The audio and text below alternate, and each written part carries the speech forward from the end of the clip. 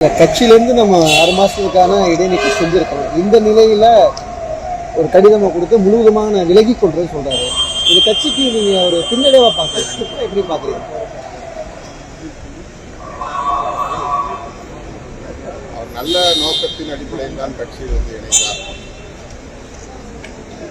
எத்தனையோ பல அரசியல் கட்சிகளில் தனக்கு தொடர்பு இருந்தாலும் ஏன் திமுகவிலே கூட என்னால் இணைந்து செயல்பட்டிருக்க முடியும். ஆனாலும் கூட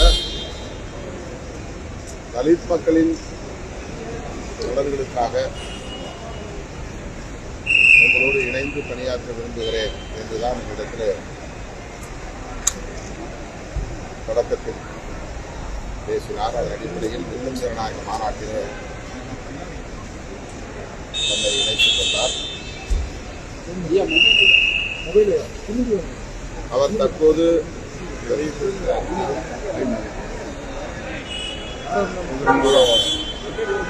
நியாயமான கோபங்கள், மக்கள் நலன் கருதி நான் வெளியிடும் கருத்துக்கள், திருமா அவர்களுக்கும் எனக்கும் இடையிலான ஒரு உறவை பாதிக்கக்கூடிய வகையில் நடந்தது இடைவெளியை ஏற்படுத்துவதாக இருக்கிறது. அதற்கு நான் இடம் கொடுக்க விரும்பவில்லை. எனவே விலகுகிறேன் என்று கூறியிருக்கிறார்.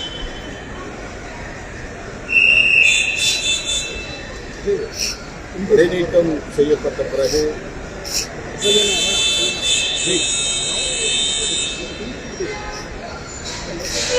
அவர் அது குறித்து பொதுவெளியில்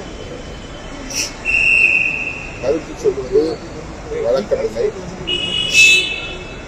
தலைமையிடம் அல்லது அதற்கென நியமிக்கப்படுகிற ஒழுங்கு நடவடிக்கைகளிடம் அவர் விளக்கம் அளிக்கலாம். அந்த விளக்கம் ஏற்கப்பட்டு நடவடிக்கை தேவையில்லை என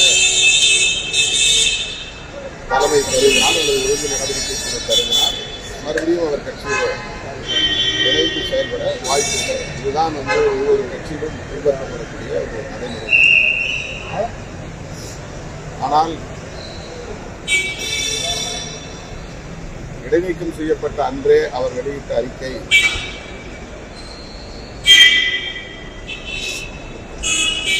இடைநீக்கம் குறித்து அவர் சொன்ன கருத்து கட்சிக்கு எதிராக அல்லது தலைமைக்கு எதிராகத்தான் இருந்தது. அதாவது அந்த விளக்கம் அவருடைய பார்வையில் சரியாக இருந்தாலும் கூட ஒரு கட்சியின்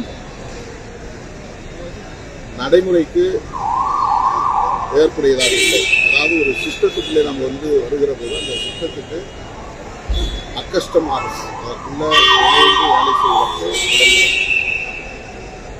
நமக்கு எல்லாம் தெரியும் என்றாலும் கூட, நாம் பேசுவது சரிதான் என்றாலும் கூட, நாம் மக்களுக்காகத்தான் பேசுகிறோம் என்றாலும் கூட, கட்சி ஒரு கட்டுப்பாட்டை விதிக்கிறது. அந்த கட்டுப்பாட்டுக்குள் இருந்து இயங்க வேண்டும் என்று சொல்லுகிறது என்றால் அதற்கு இணங்குவதுதான் முதலில் முக்கியமானது.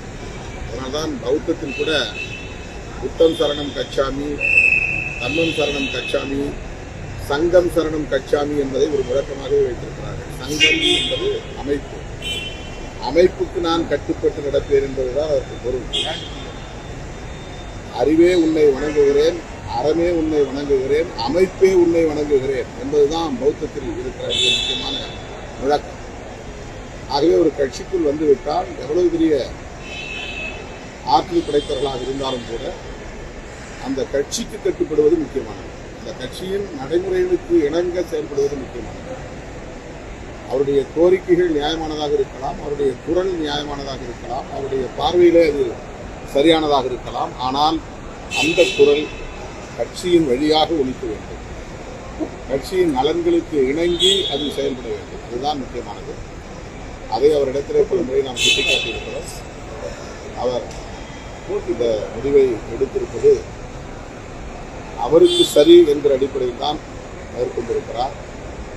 அவரை கட்சியிலிருந்து நீக்க வேண்டும் என்பதோ அல்லது கட்சியிலிருந்து அவர் வெளியேற வேண்டும் என்பதோ நம்முடைய நோக்கமில்லை. கட்சியின் நடைமுறைகளுக்கு கட்டுப்பட்டு அவர் இயங்க வேண்டும் என்பதுதான் அந்த இடைவைக்கும் நடவடிக்கையின் நோக்கமாகும். இரண்டு வருடம் அவர் கட்சிக்கு வந்து ஆகிறது. பழக்கம் ஒரு வருடம் 2021 சட்டமன்ற வருகிறார். அவர் வருகிறார், கட்சியில் இணைந்து ஓராண்டாகும். ஓராண்டுகள் வருகிறார். பல்வேறு தகவல்களை விடுதலை சிறுத்தை கட்சியினுடைய துணை பொதுச்செயலாளர் வந்து தகவலை சொல்லுகிறார், பல்வேறு தகவலை கருத்துக்களை சொல்கிறார். இந்த விசிக ஒரு தளமா அவர் வந்து பயன்படுத்துகிறார் நீங்க நினைக்கிறீங்க? அப்படிதான் நான் வந்து பார்க்கல. வந்து ஆர்வம் அதிகமாக இருக்கிறது, உடனே எதையும் சாதிக்க வேண்டும் என்று குறிக்கிறார். ஆனால் ஒரு கட்சிக்குள்ளே வந்த பிறகு அவர் என்ன நினைத்தாலும் தலைமையிடம் சொல்லி அல்லது தலைமையின் வாயிலாக கட்சியாக அது வெளிப்பட வேண்டும், கட்சியின் மூலம் வெளிப்பட வேண்டும். கட்சி எடுக்கிற முடிவு தனிநபராக இருக்கிற தலைவர் முடிவு அல்ல. கட்சி என்றால் அதுக்குள்ளே அனைத்து நிர்வாகிகளும் பொறுப்பாளர்களும் அடக்கம். அதற்கு ஒவ்வொரு முறையும் நாம் வந்து மாநில அளவிலே மாவட்ட செயலாளர்களை கூட்டி பேச முடியாது. அதற்காகத்தான் ஒரு உயர்நிலை குழு என்ற அமைப்பை வைக்கிறது. ஆகவே ஒரு முக்கியமான அரசியல் முடிவுகளை நாம் எடுக்க முயல்கிற போது உயர்நிலை குழுவிலே கலந்தாய்வு செய்வது என்பது நடைமுறையாக